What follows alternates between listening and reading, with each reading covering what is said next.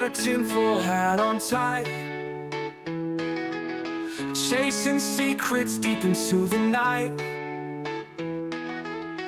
Tiny tots tucked in beds of gold, unraveling whispers of stories untold. Space junk flying past her window pane, government plots driving her insane. What's hidden behind that iron door? Georgie seeks answers, always wants more.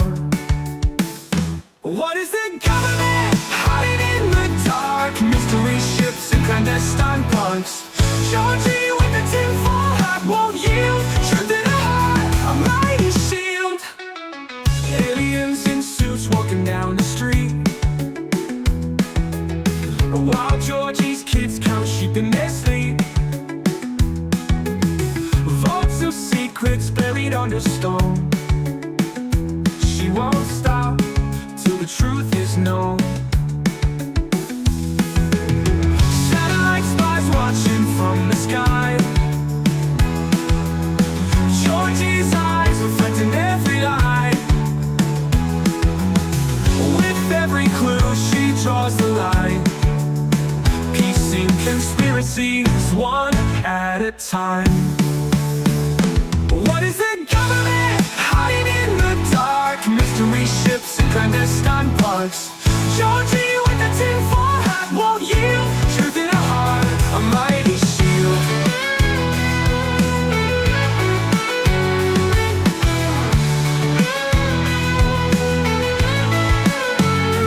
What is the government hiding in the dark? Mystery ships and clandestine parks.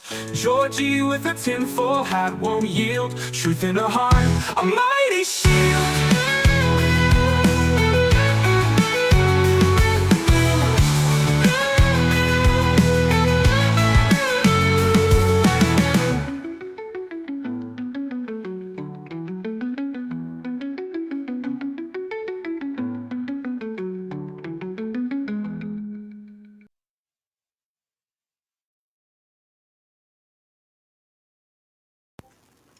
Hey guys, so today I will be reading part of the MLK Files that was released. We're not going to get too deep into it today. It's going to be done in separate parts. But let's get started, shall we?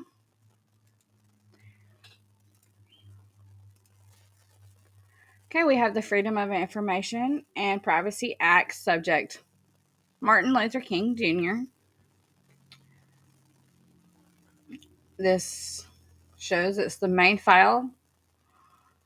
Here's the memorandum. It says, attached is a copy of the exercise version of the report of this office's Martin Luther King Task Force.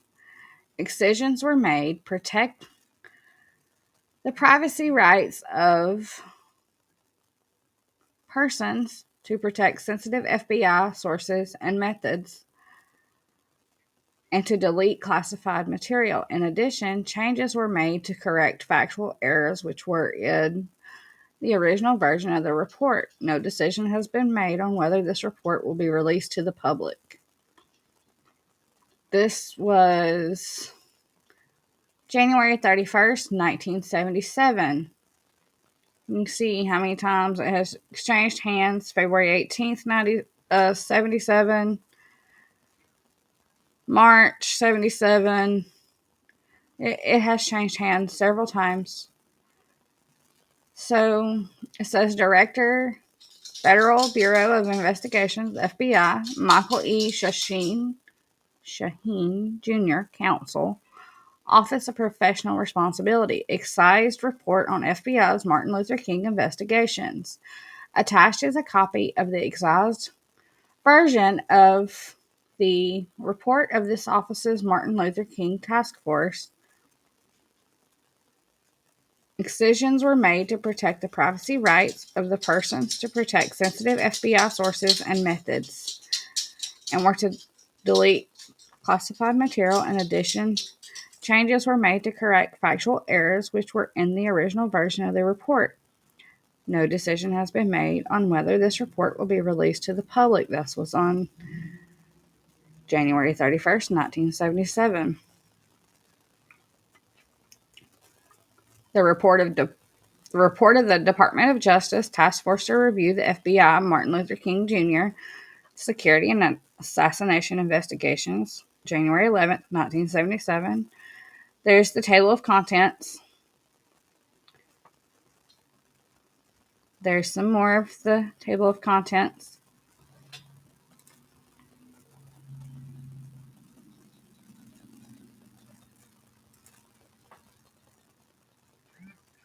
More of the table of contents. Now, there's 113 pages in this part, but there are two parts. I will not be reading all 113 pages in this video. However, we will be getting started on this one. So, introduction. A. The mission of the task force. 1. The problem. On November 1st, 1975, William C. Sullivan, former Assistant Director, Domestic Intelligence Division, FBI, testified before the Senate Select Committee to study governmental operations with respect to intelligence activities. He related that from late 1963 and continuing until the assassination of Dr. Martin Luther King Jr., King was the target of an intensive campaign by the FBI to neutralize him as an effective civil rights leader. Sullivan stated that in the war against King, no holds were barred. Senate Report number 94-755, final report of the Select Committee to study governmental operations with respect to intelligence activities, Book 2, page 11. This and other testimony describing this FBI counterintelligence campaign against King reached the public through the news media. As a consequence, there was a regeneration of the widespread speculation on the possibility that the Bureau may have had some responsibility in Dr. King's death and may not have done an impartial and thorough investigation of the assassination. Number 2, the Attorney General's directive. On November 24th, 1975, the Attorney General of the United States directed the Civil Rights Division of the Department of Justice to undertake a review of the files of the department and its Federal Bureau of Investigation to determine whether the investigation of the assassination of Dr. Martin Luther King Jr. should be reopened. More particularly, it was sought to be determined, 1, whether any action taken in relation to Dr. King by the FBI before the assassination had or may have had an effect, direct or indirect, on that event, and 2, whether any action was taken by the FBI which had or may have had any other adverse effect on Dr. King. Recommendations for criminal, disciplinary, or other appropriate action were requested. 3. The review up to April 26, 1976. In the next 4 months, the Assistant Attorney General in charge of the Civil Rights Division, his principal Deputy Assistant Attorney General, and the Chief of the Criminal Section of the Civil Rights Division, acting as a review staff, variously read portions of the FBI headquarters file on a person who served as an advisor to Dr. King, portions of the FBI headquarters security file on Dr. King himself, portions of the FBI headquarters file on the assassination investigation, some department as opposed to FBI, files relating to Dr. King, and other Bureau documents, including everything on Martin Luther King Jr., held in the late J. Edgar Hoover's official, confidential, and personal files. By a memorandum to the Attorney General dated April 9, 1976, the Assistant Attorney General in charge of the Civil Rights Division submitted a 51-page report of the Chief of the Civil Rights Division's Criminal Section dated March 31, 1976. embodying the results of the three-man study limited to the above listed files and concentrating almost exclusively on the pre assassination surveillance of and counterintelligence activities against Dr. King. The Assistant Attorney General recommended the creation of a department task force to complete the review he and his team had begun. He also recommended an ad- advisory committee of distinguished citizens to advise with the task force. The further review proposed included interrogation of material witnesses, reading all the pertinent field office files, and reviewing all of the headquarters files relating to Dr. King and possibly to other civil rights activists. A recommendation was made to review tapes secured by electronic surveillance with a view to determining which of such material should be and could be legally destroyed. The assistant AG felt that the FBI should assess the culpability of its agents involved in the wrongdoing by the principals named in the report. His memorandum to the AG concluded that probably criminal redress was time barred, that civil remedies might be available to the King family but might also be more embarrassing than helpful, and hence that the consideration be given to a direct payment by the settlement process or by a private bill to compensate the King survivors, or with the survivors' concurrence, the King Foundation, if this last issue were left to the task force or an advisory commission, it should consider the pros and cons and recommend as it sees fit.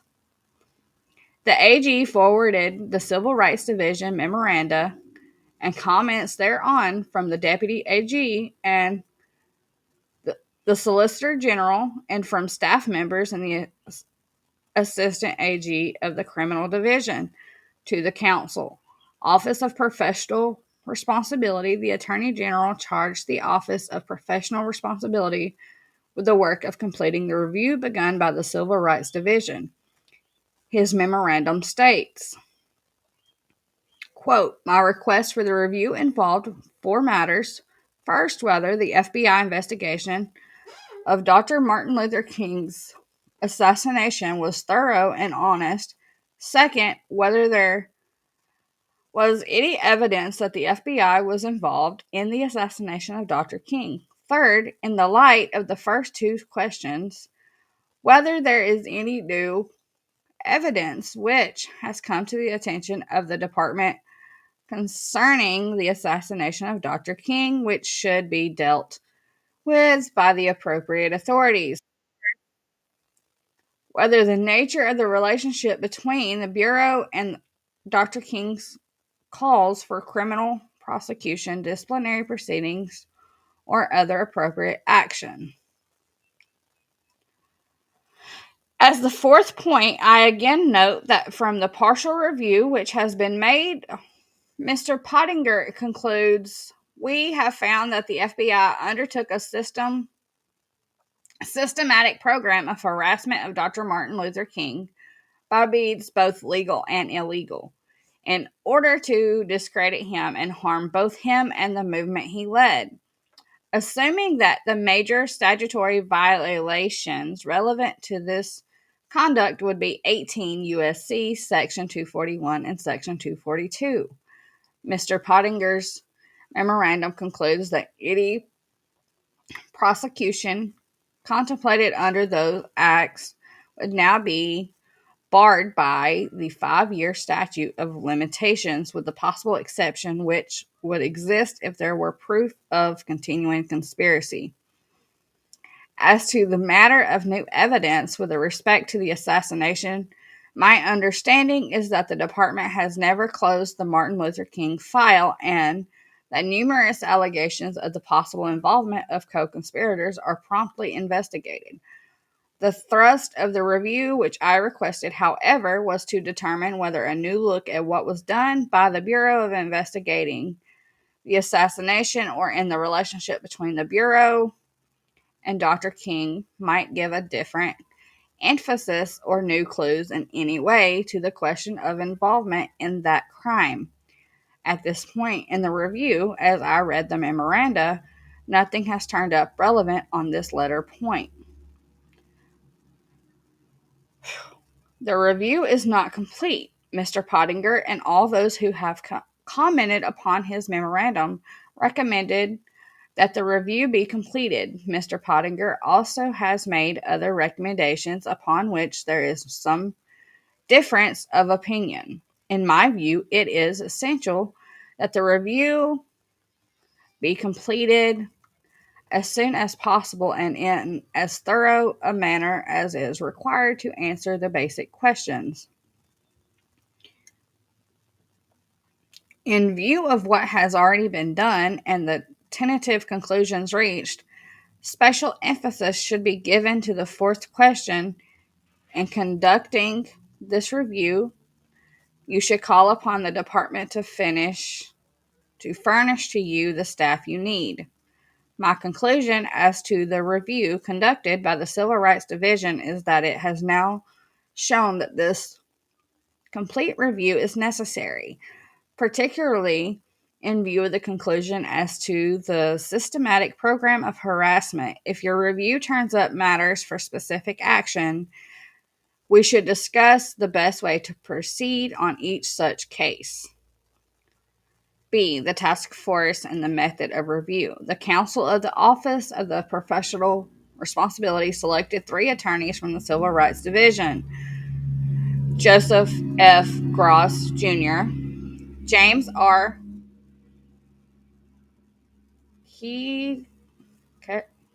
Keffer, and William D. White, one attorney from the criminal section of the tax division, James F. Walker, and retired attorney Fred G. Folsom, who is currently a consultant to the tax division with 37 years of experience in civil rights division, which included homicide cases, criminal division, and tax division prosecutions. As the senior man, the latter was designated to head the task force. This committee or task force began its work on May 4th, 1976.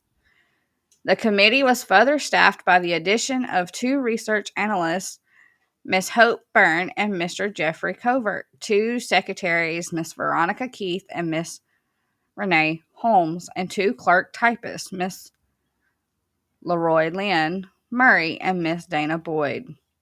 Consideration of a tentative outline for an eventual report based on the chronology of events in the relationship between Dr. Martin Luther King and the Federal Bureau of Investigations brought the task force up against the fact that the field of history before the assassination had just been plowed twice. Once by the Civil Rights Division memoranda and March 31st, 1976, and April 9th, 1976. Once, among other kindred subjects, by the Senate Select Committee to study governmental operations with respect to intelligence activities, Senate Report Number 94-155, 94th Congress, 2D Session, Books 2 and 3. By the way of contrast, however, the matter of the assassination of Dr. King and the ensuing investigation had been judged by the Civil Rights Division Assistant Attorney General and his 2 assistants, primarily on their familiarity with the department file on the investigation as it had progressed since 1968. And with that, guys, we are on page 17, and we will continue in the next video. Remember, guys, you are one of a kind and never let anyone dim your light. Make sure you got your tinfoil hat on, guys. I will see y'all in the next one.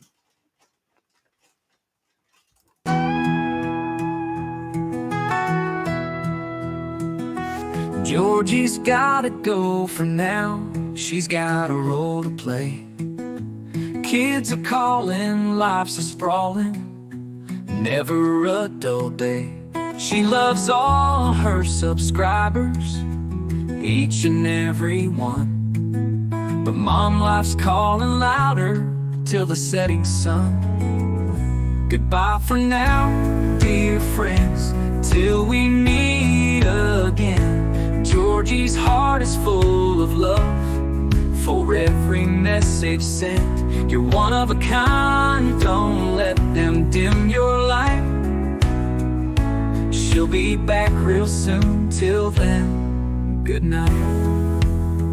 In the quiet of the evening, when the kids are fast asleep, Georgie reads your messages, a treasure she'll keep. Though she's busy now, her mind's on you all, wondering about your days and nights as the raindrops fall. Goodbye for now, dear friends, till we meet again. Georgie's heart is full of love for every message sent. You're one of a kind, don't let them dim your light. She'll be back real soon, till then, good night. Mom's life is a journey full of ups and downs, but in every single moment, love's the sweetest sound. She'll be back to share her stories, her laughter and her tears. But for now, she blows a kiss to you near and dear. Georgie sees the beauty in every simple thing, from the morning light to the quiet night, and all the joy it brings. So hold on to your passions and let your spirit soar. She's grateful for your love and can't wait to share more.